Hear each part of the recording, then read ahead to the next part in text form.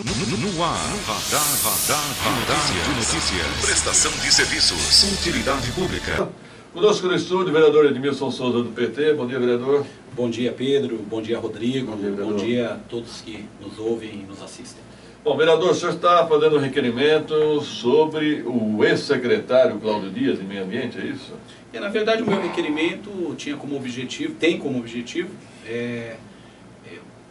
fazer um cruzamento de informações sobre todas as empresas que atuaram na cidade de São Paulo, que são alvo de denúncia por práticas ilícitas, ilegais, por parte do ex-secretário de São Paulo, Gilberto Natalini, incluindo a Dias Ambiental, que é de propriedade do ex-secretário. Esse requerimento, na verdade, eu não dei entrada agora, eu dei entrada logo após que o Estadão deu a matéria. Então, de lá para cá, o meu requerimento ficou dormindo lá, porque a base optou por não discutir naquele momento, e eu dizia para alguns colegas vereadores que era inevitável que a gente discutisse. Ficaria melhor para a Câmara se o meu requerimento já tivesse sido aprovado e contribuído também para a solução desse problema. Na última sessão, vereador Edmilson, o senhor fez um questionamento sobre o SAAI. O SAAI firmou recentemente um parcelamento com a Sabesp, né? Esse parcelamento não é bom? Esse parcelamento ele tem diversos questionamentos, ao meu ver. Eu estudei os termos dele. Primeiro, 40 anos, então as parcelas seriam divididas em 40 anos. Segundo, elas têm um reajuste de 0,5% ao ano mais o IPCA. Então, ou seja, se considerar como base o IPCA do ano de 2013, por exemplo, foi 10% ao ano. Se você considerar um período de 15 anos numa média de 10%, já que o parcelamento é de 40%, você vai chegar a uma situação do SAI inviabilizado para novos investimentos. E diria para pagamento de folha, inclusive. O índice é favorável à Sabesp, não ao SAI. Exatamente. Mais do que isso, com esse índice, não é apenas algo que o SAI possa repactuar lá na frente. O SAI estará amarrado durante os 40 anos. Por quê?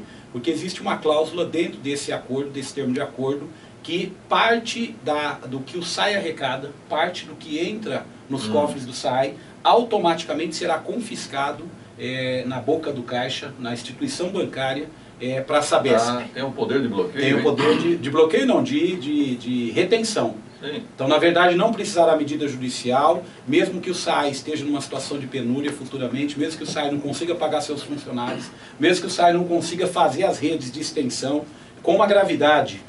Um dos principais problemas apontados na campanha do ano passado foi que a questão do tratamento de esgoto, que tem um TAC do Ministério Público, que deveria ser cumprido num prazo curto, e não estava sendo cumprido pelo governo anterior.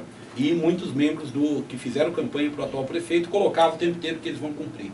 Assumindo uma dívida em 40 anos do SAI, assumindo o pagamento dessa dívida de 40 anos, nestas condições, que eu considero que são condições ruins para o município e ruins para a autarquia, e eu tenho muita dúvida se sobrará dinheiro para investimentos. Tenho dúvidas, inclusive, se restará dinheiro para pagamento de salário. Mais grave do que isso, um desrespeito com a Câmara Municipal, uma vez que São Bernardo do Campo fez esse parcelamento no primeiro semestre, e esse parcelamento passou por uma lei na Câmara Municipal de São Bernardo. Ibiúna fez o mesmo processo, foi por lei na Câmara de Vereadores de lá.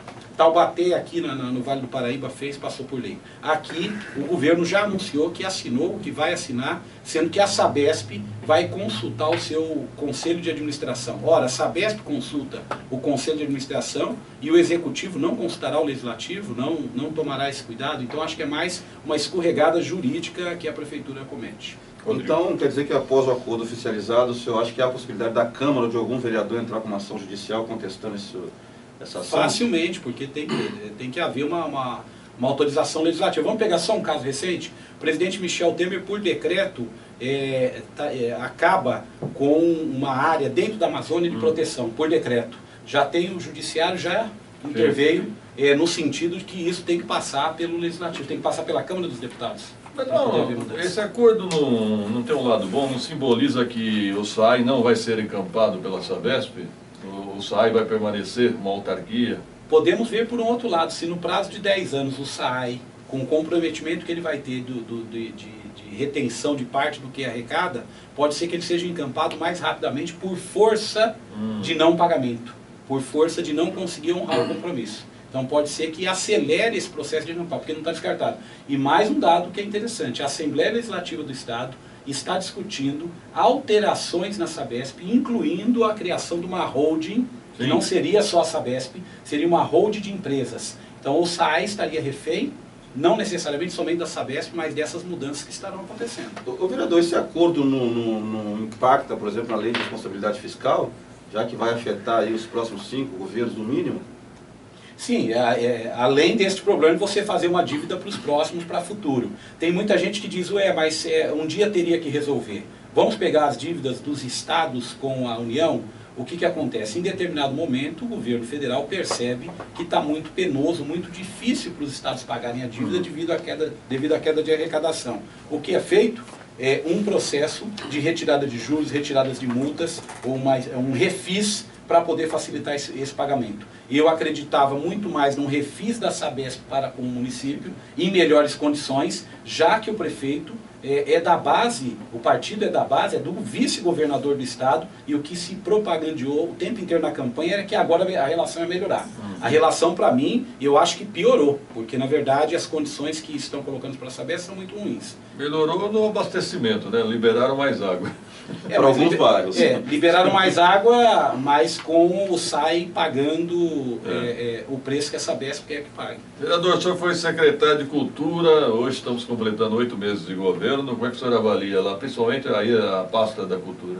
Então, eu tenho comentado que eu tenho uma relação pessoal com o subsecretário Adalmir, acho que é uma pessoa bem intencionada, acho que é uma pessoa que tem condições de ajudar muito a cidade, é o primeiro suplente na Câmara Municipal de Vereador, mas eu acho que colocaram o Adalmir numa fria. Na verdade, a secretaria não tem hoje poder de falar sobre a política cultural na cidade. Hoje você tem ainda problemas para se resolver que não foram resolvidos sobre o Fundo Municipal de Cultura, sobre o fomento ao teatro, sobre os novos editais. Então, ou seja, eu acho que a secretaria diminuiu muito a ação de política pública de cultura, na minha opinião. Eu acho que problemas que tinham anteriormente não só foram agravados por conta das questões de crise financeira, essa coisa toda, mas foram agravados porque a secretaria deixou de ter um protagonismo, assim como o esporte, como a área do esporte. Eu acho que se o prefeito pudesse repensar melhor, eu sugeriria que recriasse a Secretaria de Cultura e a Secretaria de Esportes, porque da forma que está, toda a atenção fica para a política educacional, que está correto. A educação é um monstro grande, precisa ter um cuidado especial. E eu acho que a cultura perdeu muito, muito mesmo, com a falta de investimentos. O senhor apoia, então, a recriação das secretarias? Serei o primeiro a votar favoravelmente, até porque é uma economia que não é verdadeira, porque, na verdade, economizou o que exatamente? Se os funcionários continuam trabalhando lá e se o cargo de secretário foi substituído pelo de subsecretário. Economizou no secretário adjunto? Tudo bem, crie-se uma secretaria de cultura sem adjunto. Talvez vai fazer até um favor para o secretário, né? Menos conspiração. Porque geralmente o adjunto é contra o secretário. Exatamente. Só para complementar a fala do vereador, Pedro, eu escutei alguns trabalhadores da cultura reclamando, por exemplo, das condições de teatro para dentro. Um dos teatros mais tradicionais aqui de Guarulhos, que parece que está meio que, não sei se a palavra certa seria abandonado, mas deixado de lado lá, e é uma pena realmente. Agora, vereador, nós vamos falar da Secretaria de Educação. Ontem, mais uma vez, eu ouvi queixas, reclamações de que a Secretaria não irá conseguir cumprir o orçamento. Pedro, eu torço para que a Secretaria cumpra, porque se ela investir os 25% significa que nós estamos procurando manter e melhorar os índices de atendimento da educação. Eu que sou educador, sou professor da rede pública, eu torço para que isso aconteça. Mas infelizmente os números, porque a Câmara Municipal, nós vereadores, independente de termos requerimento ou não, recebemos os balancetes da Prefeitura. Então, nesses balancetes, e eu analisei esses balancetes do primeiro semestre, qual o indicativo que nós temos? 17,5, um pouquinho mais, um pouquinho menos, foram gastos no primeiro período, nesse primeiro semestre. Isso significa dizer o quê? Se nesse semestre você tinha que gastar 25, você gastou 17, você está com uma dívida de 8. No segundo semestre você tem que gastar 25. 25 mais 8, 33. Então nós teremos 33% para investir. como no começo do ano diversos empenhos, todos os empenhos foram cancelados no começo do ano, e as licitações, o que a gente tem acompanhado, elas têm tido uma demora muito grande para resolver problemas, inclusive, mais objetivos da Secretaria, eu considero uma situação difícil de se cumprir os 25%. Mas faltam 3 meses. Basicamente. Não vamos... 4, vai. 4 meses, mas dezembro você não conta, porque, na verdade, as aulas, esse custo mais alto que você tem pesado, que é o aluno na sala de aula, em dezembro você já não tem. Então não tem merenda, enfim. Mas o senhor me dizendo nos bastidores sobre 14º salário, é isso? Na verdade, eu tenho acompanhado como é que outras cidades resolveram isso. Tem muitas cidades que optam, que eu nem acho que seja a política mais correta, posso até como é que eu vou dizer, ficar mal aqui na minha fala com os meus colegas professores, mas algumas cidades optam, às vezes, no desespero, quando chega no último trimestre e não consegue, faz um aporte de recursos, instituindo um bônus ou um pagamento de 14º salário. Para justificar. Para tirar o dinheiro do caixa para poder fazer o pagamento. O funcionalismo não vai achar ruim, né? Lógico. Então, por isso que eu estou dizendo que a minha fala é uma fala que os meus colegas educadores vão... Mas eu nunca soube disso em Guarulhos, nunca aconteceu. Guarulhos não. Na verdade, porque Guarulhos, pelo seu tamanho, pelo tamanho dos problemas que se tem para resolver na educação, na verdade, falta dinheiro. Seria um bônus aos professores. Seria um bônus aos professores que outras cidades adotam. Não estou dizendo que Guarulhos tem adotado. Contratos emergenciais também, de repente, seria uma solução, mas seria, digamos, ético?